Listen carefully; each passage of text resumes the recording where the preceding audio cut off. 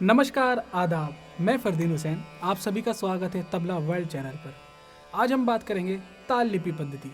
ताल लिपि पद्धति संगीत का जीपीएस।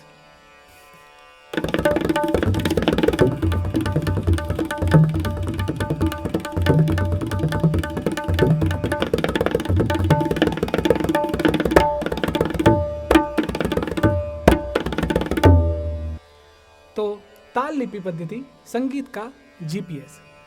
अब जैसे कि आप कभी गए होंगे मार्केट में या फिर किसी अनजान जगह में, आपने गूगल मैप का ज़रूर इस्तेमाल किया होगा।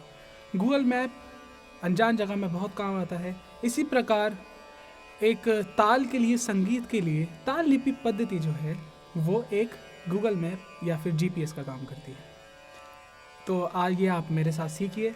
भारतीय शास्त्रीय संगीत में दो प्रसिद्ध ताल लिपि पद्धतियाँ हैं, जिसमें विष्णु नारायण भातखंडे ताल लिपि पद्धति और विष्णु दिगंबर पुलस्कर ताल लिपि पद्धति। इसमें से जो विष्णु नारायण भातखंडे ताल लिपि पद्धति है वह बहुत सरल और आसान शब्दों में प्रारंभिक विद्यार्थियों के लिए बहुत आसान है सीखना।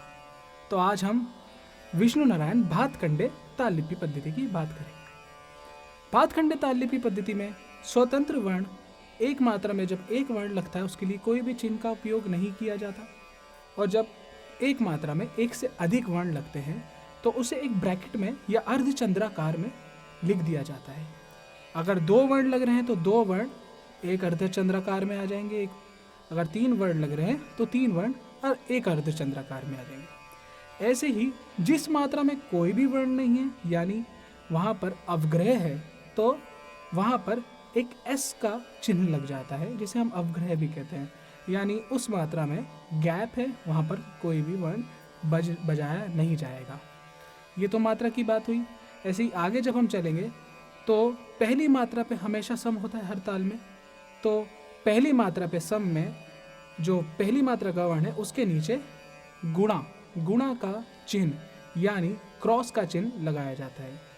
ऐसे ही आगे हम ताली की बात करेंगे तो ताली में आप देखेंगे कि जो संख्या है, जो ताली संख्या है, वही संख्या उस मात्रा के नीचे लगाई जाती है। जैसे तीन ताल में पांचवी मात्रा पे दूसरी ताली आती है तो वहाँ दो लगेगा।